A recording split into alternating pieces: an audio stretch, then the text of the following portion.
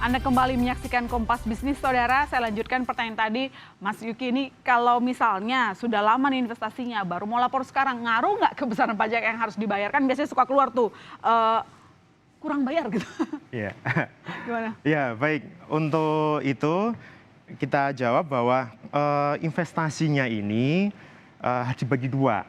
Apakah investasi yang dia investnya mulai tahun 1985, investasi mulai tahun 1985 sampai dengan tahun 2015. Itu yang pertama. Jika ternyata betul dia sudah lama, mulai itu periode itu 1985 sampai 2015, jika dia laporkan sekarang atau baru ketahuan sekarang oleh Dijen Pajak, akan dikenai pajak yang namanya pas final. Pas final tarifnya berapa, Pak? Nah, ada dua, 12,5% dan 30% dari harta atau investasi yang belum dilaporkan. Nah, itu yang jika investasinya tahun 1985 sampai dengan 2015 ya, kecuali kalau dia sudah laporkan dan ikut tax amnesty ya. Nah, kemudian yang kedua, dia investasi tahun 2016 sampai dengan sekarang ternyata belum dilaporkan. Jika ternyata belum dilaporkan, jika kita laporkan sekarang, maka kita wajib membetulkan SPT kita. Periode 2015 sampai tahun 2018 kita betulkan, ya, betulkan apakah penghasilan kita untuk memperoleh investasi tersebut sudah mencukupi. Nah, kira-kira pendapatan kita nanti ternyata masih kita masukkan, ya, kurang, berarti kita punya pendapatan yang belum dilaporkan. Lebih baik ngisi daring atau langsung aja kalau udah ngurus panjang gitu periodenya? Nah, kita tidak tahu masalahnya ada resiko bahwa kita tidak tahu kapan dapat surat pemberitahuan dari Dijen Pajak bahwa kita ini ternyata ada investasi yang belum dilaporkan. Nah, itu kan beresiko juga. Ya, lebih baik kita betulkan, gitu kan ya.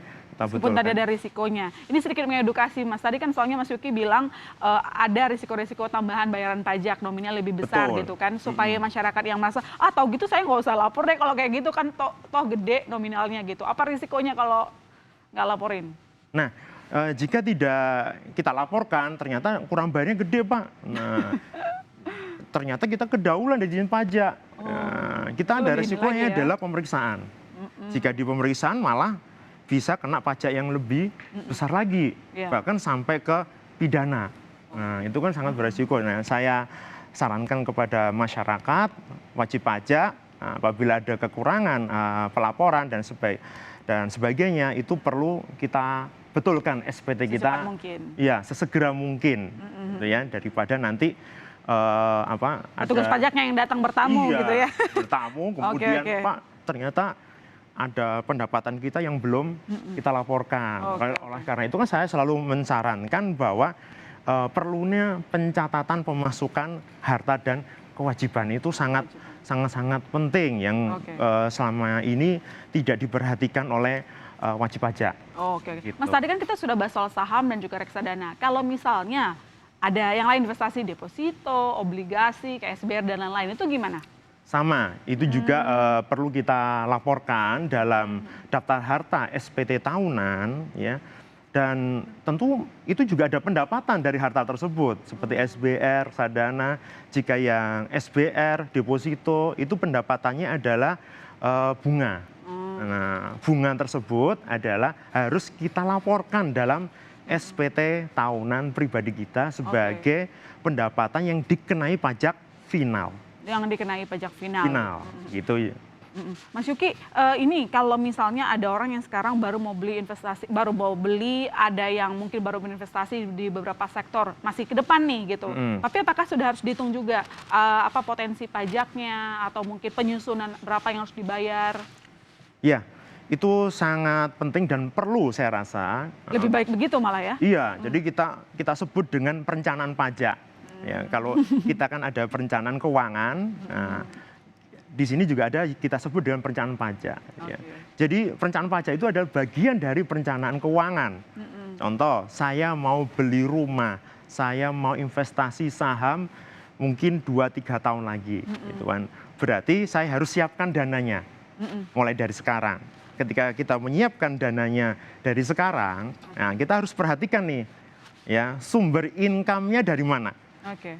Nah, kita catat ya mulai dari sekarang sumber income kita dari kegiatan usaha kita. Oh pajaknya sekian. Oke. Oh ini sumber income-nya dari warisan.